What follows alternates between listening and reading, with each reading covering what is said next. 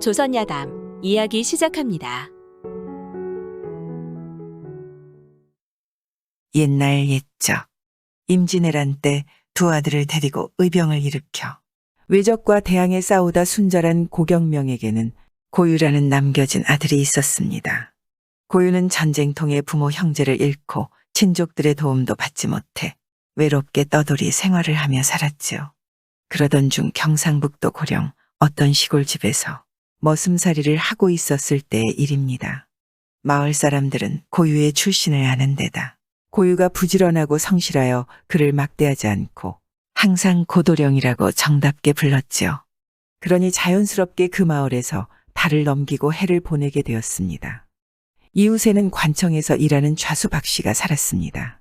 박 씨는 관청에서 아전들의 우두머리인 좌수였지만 워낙 박봉에 일찍 상처한 후 어여쁜 딸 하나와 가난하게 살고 있었죠.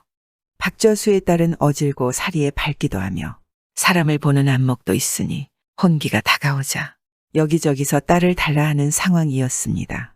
그리고 사실 고도령도 그런 박 좌수의 딸을 마음에 두고 있기는 매한가지였습니다.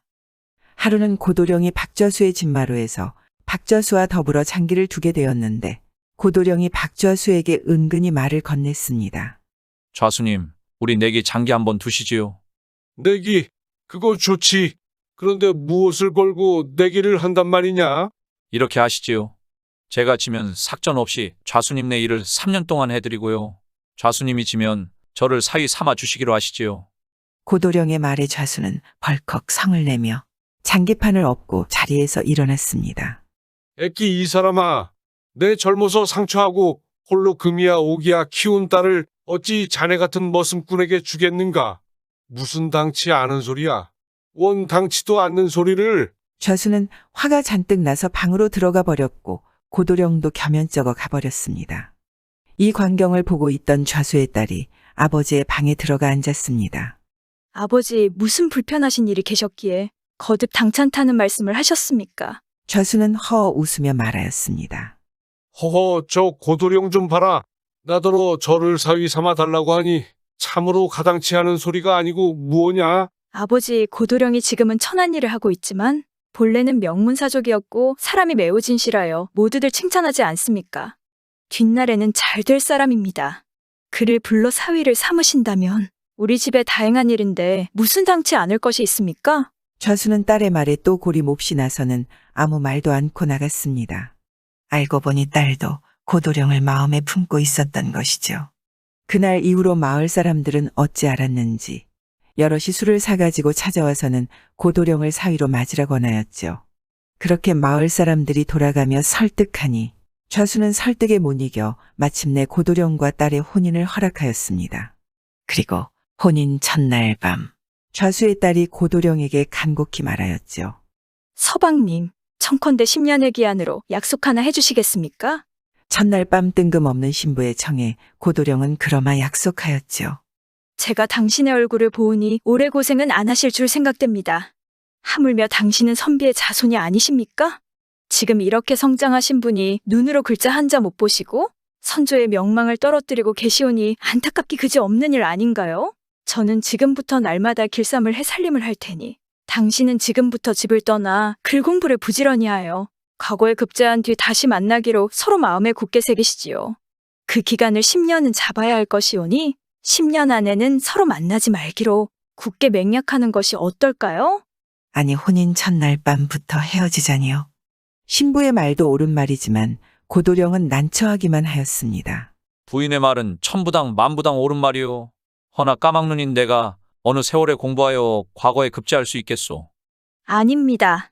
뜻을 세운 자 반드시 성공한다는 옛말을 기억하십시오. 진실로 성심을 다해 10년을 하루같이 노력한다면 이루지 못할 것이 있으리까? 신부는 고도령에게 용기를 북돋워 주었습니다. 허나 가진 거라곤 두 주먹뿐이요. 학비가 없으니 어딜 가서 공부를 하겠소? 그것이 막연하구려. 제가 이미 짜둔 배가 두어 필이 있으니 내다 팔면 우선 공부할 미천이 될 수 있을 것입니다. 닭 울기를 기다려주지 말고 빨리 떠나십시오. 신부는 말을 마치고는 옷을 주섬주섬 입고 일어나더니 괴짝 문을 열고 배두 피를 꺼내 주었습니다. 혼인 첫날 밤 고유는 신부와 이별하고 결연히 떠났습니다. 아직 날이 새기 전이었지요. 고유가 장에서 배를 판 돈이 수십 냥이 되었습니다.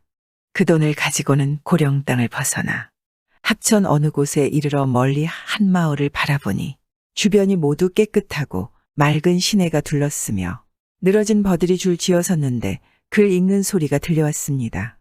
고유는 매우 반가워하며 글 소리 나는 집을 찾아 들어갔죠.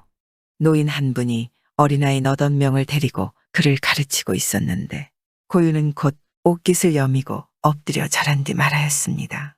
소생은 어려서 부모를 여의고 자라서는 배움을 잃었사오니 원컨대 선생님을 모셔 그를 배우고자 하나이다. 노인이 고유를 물끄러미 바라보다 물었지요. 그러면 일찍이 읽은 것은 무슨 책이었던고? 원래 읽은 것이 도무지 없나이다. 노인은 천자문을 내놓으며 말하였습니다. 이것이 처음으로 글자를 배우는 책이니 우선 이것을 읽으시게. 고유는 일어나 고쳐 인사하고 다시 꿇어앉아 가졌던 배판 돈을 노인에게 드리면서 말하였습니다. 약소하오나 이것으로 소생의 밥값으로 하여 주십시오. 내가 밥을 파는 사람이 아니니 밥값은 걱정할 것 없거니와 앞으로 그대의 옷값으로 쓰는 것이 좋을 것이다. 이리하여 고유는 그 집에 머물러 살면서 천자문을 밤낮으로 부지런히 읽기 시작하였습니다. 여러 아이들은 머리통 큰 것이 천자문을 읽고 있다고 손가락질하며 웃었습니다. 그러나 고유는 아른 채도 않고 계속 읽었습니다. 노인은 또한 고유의 열성을 가상히 여겨 성심으로 가르쳐 주었지요. 고유는 밤낮으로 오직 공부에만 힘쓴 결과 학업이 날로 늘어나 공부한 지 5, 6년이 지났을 때에는 벌써 문장과 사색이 매우 깊어졌습니다. 노인은 기뻐하여 한편으로 과거 공부를 시키기 시작하였죠. 다시 몇 년 지나자 과거에 응시하기 위한 여러 가지 문체에도 모두 정통하여 과거를 보기에도 손색이 없는 실력이었습니다. 노인은 만족한 웃음을 띠면서 말하였습니다. 자네의 문장과 재주가 이렇듯 발전하였으니 이젠 과거에 응시할 실력이 넉넉하다고 생각하네. 그러나 고유는 자만하지 않고 혼자 이렇게 생각했습니다. 내 공부는 아직도 부족하다. 지금 더 몇 년간 독서를 계속한다면 그때는 비로소 과거장에 나가 한 번에 장원할 자신이 설 것이다. 10년이 되려면 아직도 몇 해가 남지 않았는가. 늦지 않았으니 더 공부하자. 그리고 노인께 살해하고 해인사에 들어가서 여러 스님에게 간청하였습니다. 비록 돈 없고 염치 없는 가난한 선비이지만 절의 방 한 칸을 빌려 몇 년간 책을 읽고 싶습니다. 부디 자비를 베풀어 거둬주신다면 은혜 잊지 않도록 하겠습니다. 그렇게 스님의 허락을 얻은 고유는 그날부터 공부에 얼마나 열중하였던지 공부하다가 졸음이 오면 머리를 대들보에 달아매고 다리를 송곳으로 찌르곤 하였습니다. 그리하여 처와 약속한 10년이 거의 다 되어갔습니다. 때마침 숙종 대왕이 과거 시험을 열었지요. 고유는 이제야말로 자기의 넓은 학문과 세련된 문장이 좋기 문단에서 첫 자리를 차지할 수 있으리라 자신하면서 과거장에 나갔더니 과연 병과에 합격하였습니다. 왕은 고유를 불러보고 칭찬하며 물었습니다. 그대는 누구의 후손인가? 고유는 엎드려 고개 숙이고 아뢰었습니다. 고경명의 후손으로 아뢰나이다. 허허, 재봉에게 손이 있었구나. 재봉은 전란에 순절하였는데 그대는 어찌 살았는가? 신은 일찍 부모를 여의고 이리저리 고향을 떠나 떠돌다가 영남에 가 있었사옵니다. 그래 가정은 이루었는가? 왕이 다시 물었을 때 고유가 첫날 밤 아내와 더불어 10년간의 맹약으로 이별한 이유를 말했더니 왕이 다시 물었지요. 집을 떠난 지 이미 10년이나 되었는데 가족 소식은 듣고 있었던가? 아내와 맹약이 있은 뒤부터 소식을 알려고 하지도 않았고 듣지도 못하였사옵니다. 왕은 감탄하여 마지 않았습니다. 특별히 고유를 고령 현감으로 임명하고 말고비를 끌 하인을 갖춰주어 금이완양의 영예를 보이게 하였습니다.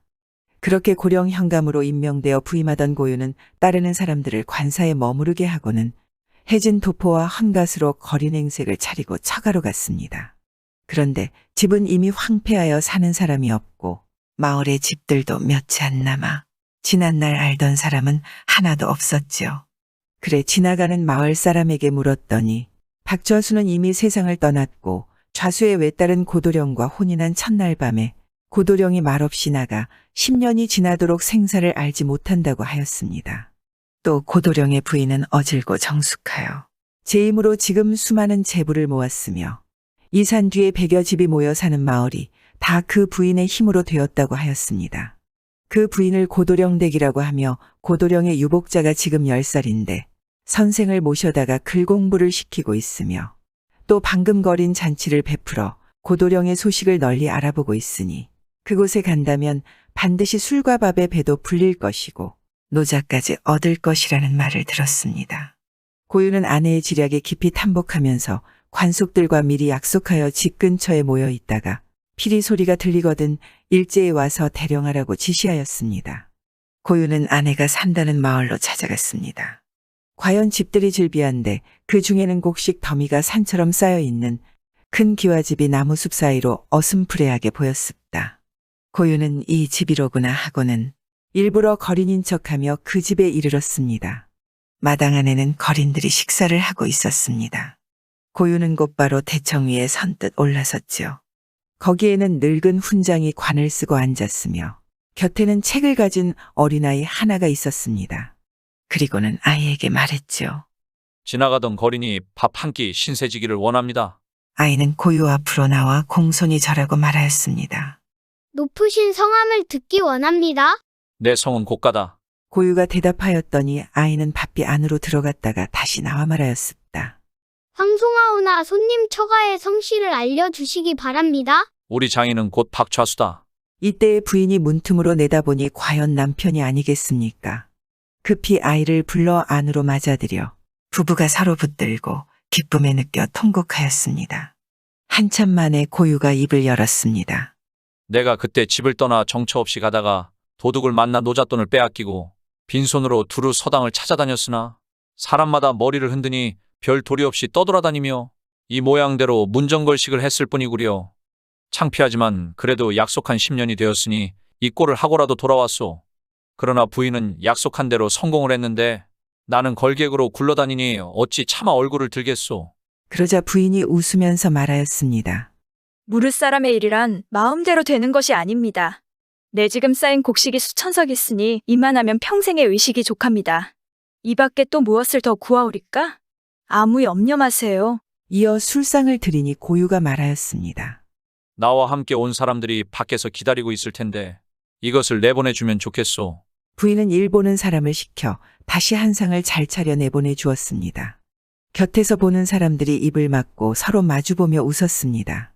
고유가 관속들과 미리 약속하고 대기시켜 두었던 터라 술상이 나가자 피리 소리가 들리더니 관속들이 일제히 모여들어 고유와 부인에게 문안을 드렸습니다. 부인은 웃음을 띠면서 말하였습니다. 당신이 성공하고 돌아오신 줄 내 이미 알았는데 무슨 까닭으로 거린 행색을 하셔서 속이고 있었습니까? 고유는 껄껄 웃으며 관복을 갈아입고 사랑에 나가 앉아 관속들의 문안 인사를 일일이 받았습니다. 다음 날 소잡고 술 빚어 멀고 가까운 곳에 남녀노소를 모두 불러 큰 잔치를 차렸습니다. 자리에서 부인은 일어나 이렇게 말했습니다. 사람이 원하는 바를 하늘이 들어주어 우리 부부가 옛날의 맹약을 이루고 10년 뒤 오늘에 다시 모여 단란한 가족이 되었습니다. 남편은 이미 출세하셨고 저도 부자가 되었지요. 여기에는 물론 멀고 가까운 여러분께 힘입은 바가 큽니다. 지금 제가 재물을 쌓아두고 나눌 줄 모른다면 이는 사람의 도리라고 할 수 없습니다. 어찌 우리 지방의 가난한 사람들을 위하여 재물 나누는 것을 아끼겠습니까? 이리하여 뜰 한복판에 돈과 곡식을 상같이 내다 쌓아놓고 그 자리에서 가난한 사람들에게 나누어 주었습니다.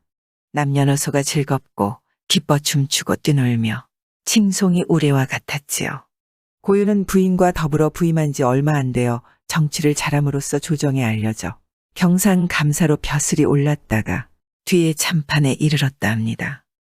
사람이 사람과 함께 살라고 사람인가 봅니다. 성실하고 근면한 고도령을 알아본 이웃들이 고도령을 장가 보내주고 그 스승과 스님이 거두어주니 고유라는 이름이 지금까지도 전해지는 것 아니겠습니까? 물론 그 부인의 공도 빠질 수는 없겠지요. 사람이 사람의 은혜를 알고 다시 은혜를 나누는 것이 사람처럼 사는 방법인가 봅니다. 구독과 좋아요와 함께 오늘도 좋은 날 되세요.